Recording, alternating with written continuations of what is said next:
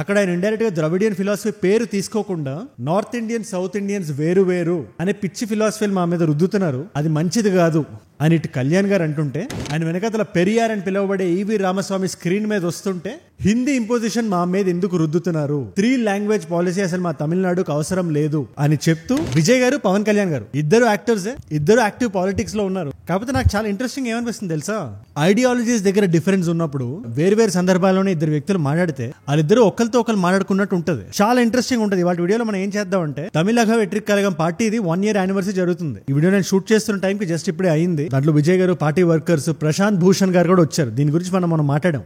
In fact ఈ వీడియోని మొన్న నేను చేసినప్పుడు మీలో చాలా మంది అడిగారు కూడా, వాళ్ళిద్దరు కలుస్తున్నారని అంత నిక్కచ్చిగా ఎట్లా చెప్తున్నారు మీరు అని అడిగారు. ఒక వారం కూడా అవ్వలేదు ఆ వీడియో చేసి, ఇద్దరు ఒకటే స్టేజ్ ని షేర్ చేసుకున్నారు. ప్రశాంత్ కిషోర్ గారు డైరెక్ట్ గా చెప్తున్నారు, బీహార్ నుంచి వచ్చిన వ్యక్తుల్లో తమిళనాడులో నాకన్నా పాపులర్ అయిన వ్యక్తి ఓన్లీ ఒక్కడే, ఆ వ్యక్తి పేరు MS ధోని. వచ్చే సంవత్సరం 2026లో నేను విజయ్ గారిని గెలిపించిన తర్వాత MS ధోని గారి కన్నా నేనే ఎక్కువ పాపులర్ అవుతారని చెప్పి ఆయన అంటున్నారు. ఈ మాట ఆయన అన్నారు స్టేజ్ మీద, అంత గట్టిగా బిలీవ్ చేస్తున్నారు విజయ్ గారి పార్టీ మీద. అగైన్ విజయ్ గారికి, కళ్యాణ్ గారికి మళ్ళీ మనం వెనక్కి వస్తే, మొన్న మహాభక్తి టీవీ లోగో లాంచ్ జరిగింది. దానికి కళ్యాణ్ గారు చీఫ్ గెస్ట్ గా వచ్చారు. అక్కడ ఆయన ఇండైరెక్ట్ గా ద్రవిడియన్ ఫిలాసఫీ పేరు తీసుకోకుండా నార్త్ ఇండియన్ సౌత్ ఇండియన్స్ వేరు వేరు అనే పిచ్చి ఫిలాసఫీలు మా మీద రుద్దుతున్నారు, అది మంచిది కాదు అని ఇటు కళ్యాణ్ గారు అంటుంటే, దక్షిణాది వేరు ఉత్తరాది వేరు అని చెప్పి పిచ్చి ఐడియాలజీ గాని ఇవాళ విజయ్ గారు స్టేజ్ మీద నిలబడి ఆయన వెనకతల పెరియార్ అని పిలువబడే ఈవి రామస్వామి స్క్రీన్ మీద వస్తుంటే హిందీ ఇంపోజిషన్ మా మీద ఎందుకు రుద్దుతున్నారు, 3 లాంగ్వేజ్ పాలసీ అసలు మా తమిళనాడుకు అవసరం లేదు అని చెప్తూ ప్రశాంత్ భూషణ్ గారికి ఆ ఈవి రామస్వామిది ఏదైతే మొమెంటో ఉంటుందో అది గిఫ్ట్ గా ఇచ్చారు. ఇక్కడ మీరు గుర్తుపెట్టుకోవాల్సింది ఏంటంటే, ద్రవిడియనిజం గానీ ద్రవిడియన్ కల్చర్ ని గానీ చాలా స్ట్రాంగ్ గా పుష్ చేసింది ఎర్లీ 1900s లో ఈవి రామస్వామి అనే వ్యక్తి. వీళ్ళందరూ ఏం మాట్లాడుతున్నారు, ముఖ్యంగా 3 లాంగ్వేజ్ పాలసీ గురించి. అండ్ అన్నిటికన్నా ఇంపార్టెంట్లీ, మన పక్క రాష్ట్రం కదా తమిళనాడు పాలిటిక్స్ కి మన పాలిటిక్స్ కి ఏం సంబంధం అని మీరు అనుకోవచ్చు. బట్ మన అందరూ ఉండేది భారతదేశంలోనే. వాళ్ళే కూడా 39 లోక్సభ సీట్లునే మన పార్లమెంట్. అంటే ఏదైనా బిల్ పాస్ అవ్వాలన్నా అక్కడ కూర్చునే వాళ్ళ ఐడియాలజీ కూడా మ్యాటర్ అవుతుంది. అందుకనే కళ్యాణ్ గారు ఏం మాట్లాడారు, ఆయన చాలా స్ట్రాంగ్ గా మాట్లాడారు. ఊర్మిళ థాపర్ లాంటి వాళ్ళ గురించి, ఆర్యన్ ద్రవిడియన్ డివైడ్ గురించి, ఆయన మధుర మీనాక్షమ్మ టెంపుల్కి వెళ్ళినప్పుడు ఆయనకు జరిగిన ఒక ఇన్సిడెంట్ గురించి కూడా షేర్ చేసుకున్నారు. వీటిలన్నింటి గురించి మాట్లాడదాం. అండ్ దానికన్నా ముఖ్యంగా ఈ 3 లాంగ్వేజ్ పాలసీ ఏంటి, తమిళ వాళ్ళు దీన్ని అంత ఎందుకు అపోజ్ చేస్తున్నారు. ఇన్ఫాక్ట్ సెంట్రల్ గవర్నమెంట్ నుంచి ఒక వార్నింగ్ కూడా వచ్చింది, మీకు రావాల్సిన 2000 కోట్లు మేము ఆపేస్తున్నాం, ఆ 2000 crores ఏ స్కీమ్ నుంచి వస్తున్నాయి కూడా మీకు చెప్తాయి పర్టికులర్ వీడియోలో. దీని మీద అన్నమలై గారి స్టాండ్ ఏంటి, మొత్తం తమిళనాడు షేక్ అవుతుంది ఈ పర్టికులర్ ఇష్యూ వల్ల. అండ్ ప్రశాంత్ కిషోర్ గారు ఎందుకు అంత కాన్ఫిడెంట్ గా ఉన్నారు విజయ్ గారి గెలుపు మీద, ఆయన స్పీచ్ లో కూడా చాలా ఇంట్రెస్టింగ్ రిమార్క్స్ ఉన్నాయి. ఎవరిని వదలలేదు, MS ధోని నుంచి DMK లో జరిగే కరప్షన్ వరకు అంతా మాట్లాడారు. వీటిలన్నింటినీ ఒక పర్స్పెక్టివ్ లో చేసి మీ ముందు పెట్టేస్తాం. అండ్ ఇలాంటి ఇంపార్టెంట్ వీడియో నా సైడ్ నుంచి రోజుకి ఒకటి మీ దగ్గరకు వస్తుంది, ఎవ్రీ సింగిల్ డే. రోజు చూస్తారు, మీ అందరికీ తెలుసు ఒక నాలెడ్జ్ పిల్ల పనిచేస్తుందని. జస్ట్ పడుకునే ముందు, ఇవాళ అయితే మహాశివరాత్రి, చాలా మంది లేచే ఉంటారు నేను వీడియో పెట్టిన టైం. బట్ ఈ వీడియోస్ చాలా మంది కొత్త వాళ్ళకి కూడా రీచ్ అవుతున్నాయి కాబట్టి చెప్తున్నా, వీడియో మిస్ అవ్వకుండా చూడాలి. నేను పెట్టగానే మీ దగ్గర రావాలంటే కింద కనబడే సబ్స్క్రైబ్ బటన్ నొక్కి పెట్టుకోండి. సబ్స్క్రైబ్ చేశారుగా, డన్. ఈ 3 లాంగ్వేజ్ పాలసీ గురించి మీకు అర్థం కావాలంటే నేషనల్ ఎడ్యుకేషన్ పాలసీ గురించి మీరు తెలుసుకోవాలి. ఇది 2020లో వచ్చింది, ఇది సెంట్రల్ గవర్నమెంట్ తెచ్చింది. కొన్ని కీ రిఫార్మ్స్ చేసింది. 10+2 సిస్టమ్ మనం ఏదైతే చూసామో దాన్ని 5+3+3+4 సిస్టమ్ చేసి వొకేషనల్ ట్రైనింగ్ లో, ఎగ్జామినేషన్స్ లో రకరకాల రిఫార్మ్స్ తెచ్చారు. అందులో one of the reform is 3 language policy. అంటే ప్రతి స్టేట్ లో ఇంగ్లీష్ తో పాటు వాళ్ళ రీజనల్ లాంగ్వేజ్ తో పాటు హిందీ కూడా ఉండాలి అని. ఫర్ ఎగ్జాంపుల్ మన తెలుగు స్టేట్స్ గురించి మాట్లాడితే ఇంగ్లీష్ హిందీతో పాటు మనం మాట్లాడే తెలుగు కూడా ఉండేలాగా. అలాగే తమిళనాడులో కూడా ఇంగ్లీష్ ఉంటుంది, హిందీ ఉంటుంది, తమిళ్ ఉంటుంది. ఇన్ఫాక్ట్ మన 2 తెలుగు స్టేట్స్ దానికి ఒప్పుకున్నాయి. మనం 3 లాంగ్వేజ్ పాలసీని ఫాలో అవుతున్నాం. బట్ తమిళనాడు ఒప్పుకోలేదు. ఇప్పటికీ తమిళనాడు మనం వెళ్తే 2 లాంగ్వేజెస్ మాత్రమే ఉంటాయి, ఇంగ్లీష్, తమిళ్. అండ్ బయట బోర్డ్స్ కానీ మెట్రోలోకి మనం వెళ్ళినప్పుడు కానీ మొత్తం తమిళ్లోనే ఉంటుంది. 11% of Tamil Nadu population Tamil speaking కాకపోయినా, అంటే వాళ్ళ మాతృభాష తమిళ్ కాదు, అలా 11% ఉన్నారు. సరే దీన్ని పక్కన పెడతాం. ఏదైనా ఒక స్టేట్ 3 లాంగ్వేజ్ పాలసీ అడాప్ట్ చేసుకుంటే ఏం ఫాలో అవ్వాలి అని అడిగితే, ప్రతి స్కూల్లో ఫస్ట్ క్లాస్ నుంచి 10th క్లాస్ వరకు 3 లాంగ్వేజెస్ నేర్చుకోవాలి. అందులో 2 లాంగ్వేజెస్ ఇండియన్ లాంగ్వేజెస్ అయి ఉండాలి. ఇన్ఫాక్ట్ ఈ పాలసీ హిందీ కంపల్సరీ అని కూడా చెప్పదు, but most of the states హిందీనే అడాప్ట్ చేసుకుంటాయి. ఎనీవే CBSE స్కూల్స్, ఈ కేంద్రీయ విద్యాలయాలు ఇవన్నీ 3 లాంగ్వేజ్ పాలసీ ఆల్రెడీ అడాప్ట్ చేసుకుని ఉంటాయి. నేను మాట్లాడేది స్టేట్ బోర్డ్స్ గురించి. కంపల్సరీగా ఎగ్జామ్స్ రాయాలని, టీచర్ రిక్రూట్మెంట్స్ లో, ఫెడరల్ గైడ్ లైన్స్ లో ఈ 2 ఇండియన్ లాంగ్వేజెస్ ఉండాలనేది మాత్రం చాలా మ్యాండేటరీగా ఉంటుంది. తమిళనాడు ఇది మాకు వద్దు అని చెప్పింది, మా తమిళ్ మాకుంటే సరిపోద్ది అని చెప్పింది. దీంతో సెంట్రల్ గవర్నమెంట్ హ్యాపీగా లేదు. గత 1 week 10 days గా దీని మీద చాలా గొడవలు జరుగుతున్నాయి. ఇదంతా ఎక్కడ స్టార్ట్ అయింది, union education minister Dharmendra Pradhan గారు సమగ్ర శిక్ష అభియాన్ నుంచి 2000 కోట్లు సుమారుగా వస్తాయి తమిళనాడుకి, ఆ ఫండింగ్ మేము కట్ చేస్తాం మీరు కానీ అడాప్ట్ చేసుకోకపోతే అని బెదిరిస్తే, దానికి స్టాలిన్ గారు కూడా చాలా స్ట్రాంగ్ గా రియాక్ట్ అయ్యారు. ఆయన, మీరు సెంట్రల్ ఫండింగ్ ఎట్లా కట్ చేస్తారు, మాకు మేము ఏ లాంగ్వేజ్ జనాలకు నేర్పిద్దాం అనుకుంటున్నాం అది మా ఇష్టం. అది మీరు 2,000 కోట్లు కట్ చేస్తారని బెదిరిస్తే మేము భయపడే రకాలు కాదు. మీరు 10,000 కోట్లనే కట్ చేసుకోండి, మేమైతే మీ మాట వినం అని నిక్కచ్చిగా చెప్పారు ఆయన. సో ఈ స్టేట్మెంట్ మీరు గుర్తుపెట్టుకోండి, ఎందుకంటే దీని గురించి విజయ్ గారు మాట్లాడుతూ మీరేమైనా ఎల్కేజీ యూకేజీ పిల్లల మీరు అట్లా కొట్టుకుంటారేంటి అని అడుగుతున్నారు ఆయన స్టేజ్ మీద. என்ன நடந்துகிட்டு இருக்கு, அதாவது இவங்க 2 பேரும் அடிச்சுக்கிற மாதிரி அடிச்சுப்பாங்களாம், அதை நாங்க நம்பணுமா? ఎక్కడ ఈ 1 year యానివర్సరీ జరిగింది టీవీకే, మహాబలిపురంలో జరిగింది అనుకుంటా. అక్కడ పార్టీ వర్కర్ సమక్షంలో ప్రశాంత్ కిషోర్ గారు కూడా అక్కడే కూర్చున్నారు.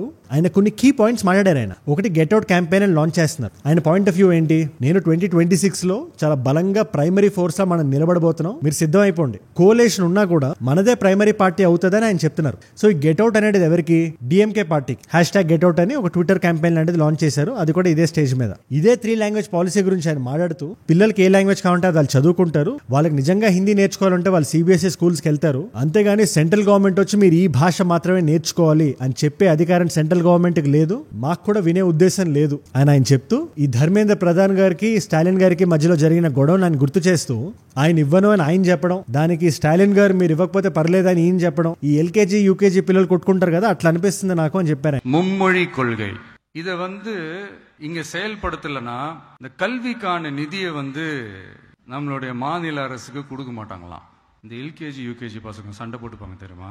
ఆయన మేజర్గా ఏమంటారు, మా టీవీకే పార్టీ ఏదైతే ఉందో తమిళ్ ఇంటిగ్రిటీని తమిళ్ కల్చర్ని మేము భద్రపరచడానికి మేము ఉన్నాం. ఇక్కడ మాకు ఒక స్ట్రాంగ్ అడ్వైజర్ కావాలి, దానికి ప్రశాంత్ కిషోర్ గారు పర్ఫెక్ట్ పర్సన్. ఇప్పుడు ఈ సంవత్సరం వస్తున్న బీహార్ ఎలక్షన్స్ లో ఆయన కంటెస్ట్ చేస్తున్న డైరెక్ట్ గా జనసూరజ్ పార్టీ ఆయన పార్టీ పేరు, ఆయన డైరెక్ట్ గా దిగుతున్నారు రంగంలోకి. అక్కడ చాలా పెద్ద పెద్ద కోలేషన్స్ ఉన్నాయి. బీజేపీ నితీష్ కుమార్ కోలేషన్ ఒకటి ఉంది, బీజేపీ జనతాదళ్ కోలేషన్ ఒకటి ఉంది, మహాగఠబంధన్ ఉంది, అందులో కాంగ్రెస్ పార్టీ ఉంది. ఇంత పెద్ద పెద్ద కోలేషన్స్ ఉంటే మధ్యలో ఆయన కూడా ఉన్నారు. ఈ బీహార్ ఎలక్షన్ రిజల్ట్ ఏదైతే ఉందో దానికి నేను కూడా చాలా ఉత్కంఠగా వెయిట్ చేస్తున్నా ఏమవుతుంది అని. మీరు ఫ్యాసిజం పాయాసం ఏవన్నా కూడా మాకు నయా పైసా ఫరక్ పడదు, ఇది డైరెక్ట్ గా డిఎంకే అయితే చెప్తున్నారు. మీరు ఈ థియేటర్స్ కట్టేయండి, నెక్స్ట్ మేమే రాబోతున్నాం అని చాలా కాన్ఫిడెంట్ గా ఉన్నారు ఆయన. అండ్ ఇవన్నీ కాకుండా ఫర్ సమ్ రీజన్ ఆయన నా మీద 2 క్రిటిసిజమ్స్ ఉన్నాయి. ఒకటి వచ్చి నాకు నా వెనకాతల నా ఫ్యాన్స్ తప్పితే ఇంకెవరు లేరు అని అంటున్నారు.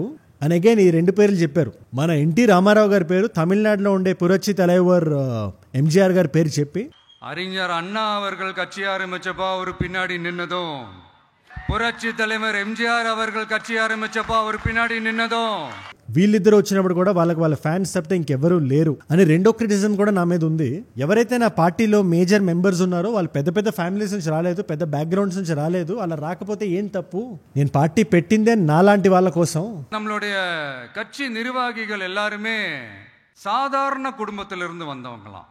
அதே தான் இங்கேயும் கேட்குறேன், ஏன் வரக்கூடாதா అని ఆయన పాయింట్ ఆఫ్ వ్యూ ఆయన చెప్పారు. కాకపోతే ఇక్కడ ఒక్కటే కన్ఫ్యూజన్ ఏంటంటే ఆయన ఒక స్ట్రాంగ్ ఫిలసాఫికల్ స్టాండ్ తీసుకోలేదు. అటు ఫ్యాసిజం కి నేను అగేన్స్ట్ అంటారు, ప్రో ద్రవిడియన్ అవునా కాదా అని ఆయన చెప్పరు. వెనకాతలు ఈవి రామస్వామి గారిని పెట్టుకుంటారు. నాకు డిఎంకే ఏడీఎంకే ఇద్దరు పొలిటికల్ శత్రువులు అంటారు. ఈ 3 లాంగ్వేజ్ పాలసీ కూడా ఆయన డిఎంకే వాళ్ళని ఒప్పుకుంటున్నారు, కానీ డిఎంకే వాళ్ళకి చురుకులు అంటిస్తున్నారు. సో ఇప్పుడు ప్రశాంత్ కిషోర్ గారు తోడయ్యారు కాబట్టి ఆ క్లారిటీ ఆఫ్ థాట్ ఏదైతే ఉంటుందో అది జనాల వరకు రీచ్ అవుద్దని నమ్ముతున్నా. ఇన్ఫాక్ట్ ప్రశాంత్ కిషోర్ గారు స్టేజ్ ఎక్కి చాలా ఇంట్రెస్టింగ్ విషయాలు చెప్పారు. ఆయన ఒక విషయం నాకు లిటరల్లీ నాకు అర్థం కాలేదు, చాలా కన్ఫ్యూజింగ్ గా ఉంది, మీరే చెప్పండి నాకు కింద కామెంట్స్ లో. ఆయన అంటారు డెవలప్మెంట్ అంటే గుజరాత్ మోడల్, గుజరాత్ లో ఉండాలి అని పుష్ చేస్తున్నారు కదా.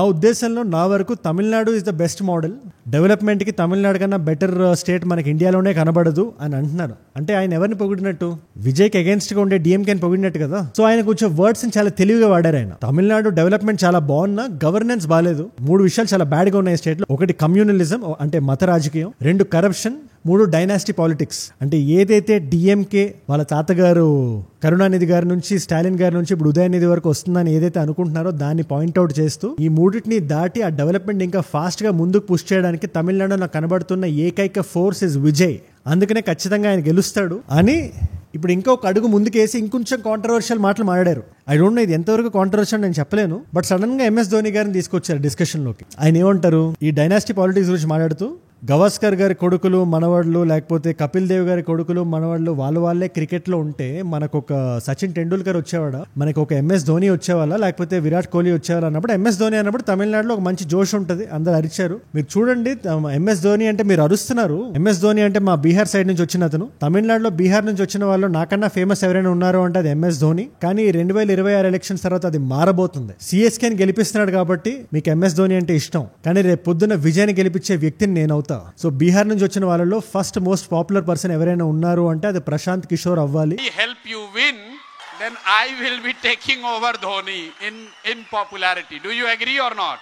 విజయ్ కి పీకే లాంటి వాడు తోడైతే ఖచ్చితంగా 2026 ఎలక్షన్స్ లో మేము కొట్టేస్తా ఉన్నాడు. పీకే అనగానే పవన్ కళ్యాణ్ గారు అనుకోకండి, ఆయన చాలా స్ట్రాంగ్ గా పుష్ చేసుకుంటున్నారు ఆ పీకే అనే వర్డ్ ని. పీకే అంటే ప్రశాంత్ కిషోర్ ఆయన ప్రకారం. ఇన్ఫాక్ట్ ఈ ప్రశాంత్ కిషోర్ గారి గురించి స్పెసిఫిక్ గా డిస్కస్ చేస్తూ వీడియో చేశాను నేను. ఆయన వర్క్ ప్రొఫైల్ ఏంటి, ఆయన ఎట్లా పని చేయబోతున్నారు అంత క్లియర్ గా ఉంది అందులో. ఒక పార్టీతో ఆయన అసోసియేట్ అయ్యాడంటే ఆయన ఏవేం చేస్తాడు అనేది ఆ వీడియోలో ఉంది. అండ్ ఆల్సో ఆయన ఏ పొజిషన్ లో టీవీకే ఉండబోతున్నారు కూడా క్లియర్ గా చెప్పలేదు ఆయన. I'm not here to help Vijay because Vijay doesn't need my help అంటారు ఆయన. విజయ్ గారికి నా హెల్ప్ అవసరం లేదు, కాకపోతే నేను అడ్వైజర్ గా చాలా స్ట్రాంగ్ గా ఉంటాను. నేను 2021లోనే ఈ ఉద్యోగం నుంచి నిష్క్రమించాను. నేను లాస్ట్ పనిచేసిన కూడా తమిళనాడులోనే డిఎంకేకే, దానికన్నా ముందు జయలలిత గారికి పనిచేశాను. ఇప్పుడు నేను కూడా యాక్టివ్ పాలిటిక్స్ లో ఉన్నాను కాబట్టి విజయ్ గారికి నా సపోర్ట్ ఉంటది. ఒక అడ్వైజర్ గా ఆయన వెనకాతలు నేను వెన్నుతట్టు ఉంటాను అని చెప్పారు, కానీ ఎగ్జాక్ట్ గా పొజిషన్ ఏంటనేది ఆయన చెప్పలేదు. బట్ నన్ను అడిగితే మాత్రం ఇది పొలిటికల్ టాక్టిక్. ఇది దేనికి కమిట్ అవ్వకుండా ఉండడం అనేది పాలిటిక్స్ బాగా తెలిసిన వాళ్ళు చేస్తారు. అండ్ ఇది కొంచెం గ్రాస్ రూట్ లెవెల్లో పెంచడానికి ఆయన థాట్ ఎలా పనిచేస్తుందంటే, ముందుండే జనాల్లో ఒక మాట అడిగారు ఆయన. 3 నెలల తర్వాత ఇంకో మీట్ ఉంటుంది టీవీకేది. 10 మందిని మినిమం 10 మందిని జాయిన్ చేయాలి. ఈ టీవీకే ఫ్యామిలీ ఒక 10 రెట్లు ఎక్కువ అవ్వాలి, నాకు ప్రామిస్ చేస్తారని అడిగారు ఆయన. You will add at least 10 new members to TVK family. Everyone raises the hand and takes this resolve.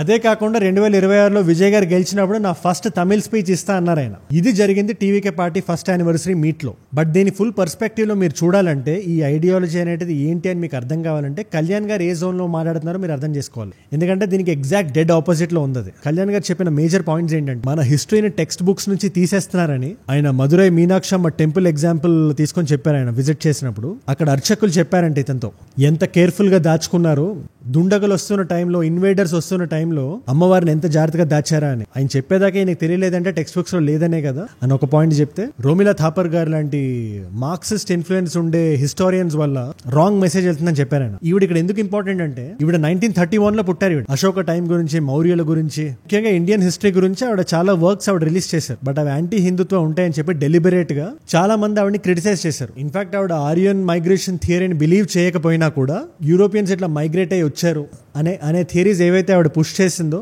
అది చాలా డ్యామేజ్ చేసింది మన ఇండియన్ ఫ్యాబ్రిక్ కి అని కళ్యాణ్ గారు చాలా కరాఖండిగా చెప్పారు ఆయన. రుమీలా తాపర్ లాంటి హిస్టారియన్స్ వక్రీకరించి ఇవన్నీ చెప్పి మనల్ని కండిషన్ చేశారు. రామాయణమైన, మహాభారతమైన మన చరిత్రని, ఇన్ఫాక్ట్ మహాభారతం జరిగిన టైంకి దానికి డాక్యుమెంటెడ్ ఎవిడెన్స్ ఉందని, ముఖ్యంగా నార్త్ సౌత్ డివైడ్ చేసే ఈ పిచ్చి ఆలోచనలు మనం పెట్టుకోకూడదని, ఏదైతే ఇప్పుడు వీళ్ళందరూ తమిళనాడులో ఏదైతే పాలిటిక్స్ జరుగుతుందో ఒక విధంగా చెప్పాలంటే దానికి ఆపోజిట్ వ్యూ పాయింట్. ఏం నార్త్ ఏం సౌత్, మనందరం ఒకటే కదా అనే ఒక థాట్ ప్రాసెస్ నుంచి వస్తుంది. భాష అయినా ఏ భాష అయినా అందరూ ఎంబ్రేస్ చేయగలగాలి అని చెప్పే ఫిలాసఫీ అది. ఈ ఎంటైర్ సిచ్యువేషన్ మీద కళ్యాణ్ గారు చెప్పిన మాటల మీద మీ అభిప్రాయం ఏంటి నాకు కింద కామెంట్స్ లో రాయండి. నేను ఇన్ఫర్మేషన్ మొత్తాన్ని కన్సైజ్ గా చేసి ఒక పర్స్పెక్టివ్ లో మీ ముందు పెట్టా. ఇవాళ మనం ముగ్గురు గురించి మాట్లాడాం, కళ్యాణ్ గారు, విజయ్ గారు అండ్ ప్రశాంత్ భూషణ్ గారు. వీళ్ళ గురించి నేను చెప్పే దాంట్లో ఏదైనా పాయింట్ మిస్ అయ్యింది అని మీరు అనుకుంటే కూడా let me know down in the comments. మీరు ఇక్కడ దాకా నా వీడియోలో వచ్చారంటే నా వీడియోస్ మిమ్మల్ని ఆకట్టుకుంటున్నాయి అండ్ ఒక వాల్యూ పొందుతున్నారు. Thank you so much for that. మీరు ఇస్తున్న ఈ వాచ్ టైం, మీ రిటెన్షన్ ఏదైతే ఉందో, మీరు చూపిస్తున్న ఈ ప్రేమ ఏదైతే ఉందో, నన్ను ప్రాణం పెట్టి పనిచేయడానికి, ఏ రోజు వీడియో మిస్ అవ్వకుండా మీ ముందు పెట్టడానికి నన్ను ప్రేరేపిస్తుంది.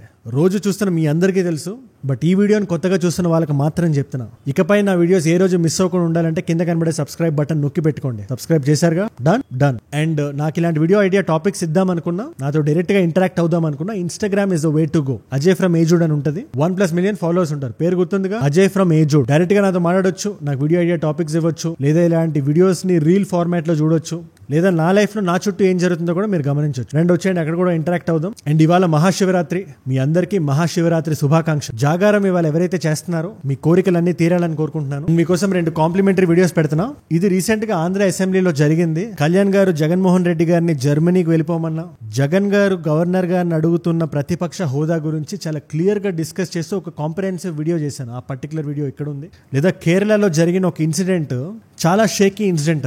అది మనందరం తెలుసుకోవాల్సిన విషయం. ఒక వ్యక్తి తన కుటుంబాన్ని ఎలా చేశాడు అనేది, మొత్తం అందరినీ చంపేశాడు. ఆ పర్టికులర్ వీడియో ఇక్కడ ఉంది. మీకు ఏ వీడియో ఇంట్రెస్ట్ ఉంటే ఆ వీడియో చూడండి. అండ్ నేను మిమ్మల్ని మళ్ళీ రేపు కలుస్తాను. మనందరం కలిసి పెరగాలి, కలిసి ఎదగాలి. Let us all grow together. Let us all rise together. Rise above ignorance. Rise above arrogance. Rise above hate. Rise above political convenience. Rise above political U-turns.